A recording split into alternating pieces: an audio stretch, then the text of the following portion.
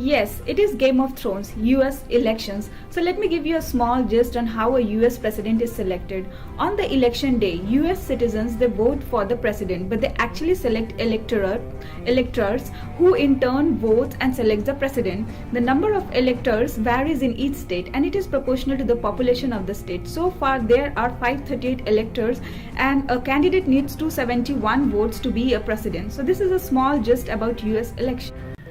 Good evening. Who will be the next president of United States of America is the greatest buzz in the world. People are very excited and anxious to know who will wear the crown. So we guys thought, why not dirty our hands with data and predict the result? Let's begin with a little history. It all started from 1776 and so far there have been 57 elections. But for this study we have restricted ourselves to last 115 years, that is beginning from 1900. This dashboard shows a map which depicts electoral votes party-wise, and with the aid of this map we can analyze which party is more dominant in which state. Like for example, in California, Democrats have acquired 53.5% of electoral vote, whereas in Texas, Republicans dominate with 52.3%. We can also see the overall result and it shows that Republicans have won more than Democrats, but the gap is not much dominant. Now let's see an interesting quiz which shows the margin of popular votes with which the party has won. The most important point to focus here is the year 2000. The margin is negative. How come it is possible? It happened because George W. Bush lost by popular votes, but still he won by electoral votes. After analyzing the history, we can divide the states on the basis of stability in terms of choosing the party. The graph shows the trend of each state, and looking at the whiz, we can tag the states as stable or swing. The first 6 states shows a lot of swing and we have ordered them in the descending order of electoral votes. After this, we have narrowed our analysis on the data after 1990. The next important thing which we analyze is the demographics of the voters. Let's see who is voting for whom.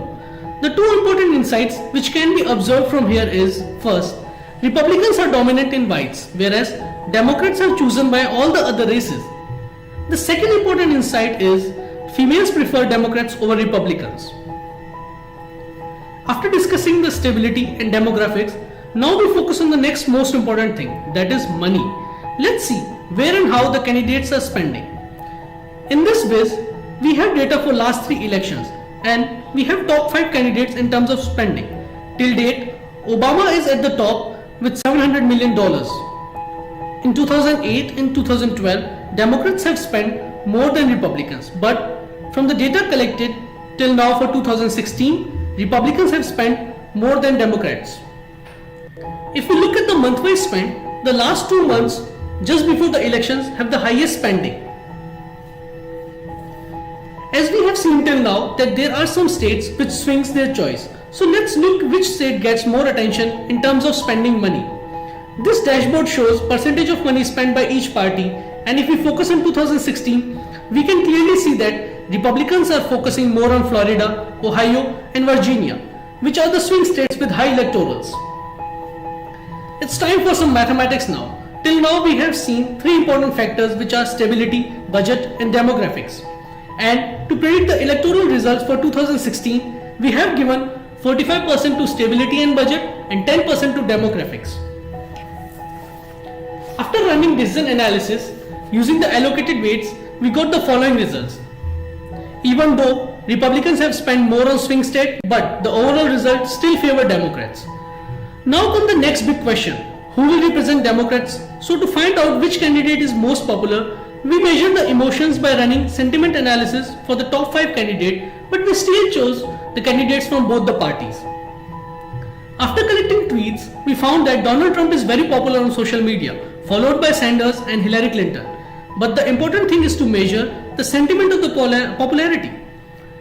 So, after tagging the polarity of each tweet using the Stanford NLP library, we found that candidates are criticized more on social network, which means we have more negative tweets, but they also receive appreciation. So with respect to positive and neutral sentiments, Hillary Clinton tops the chart.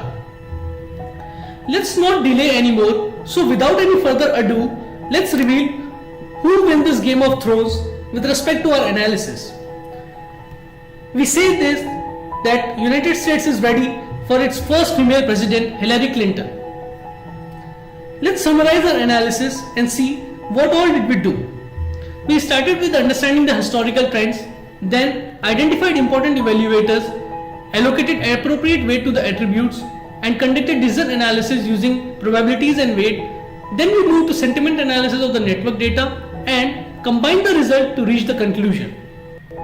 So now it's your time.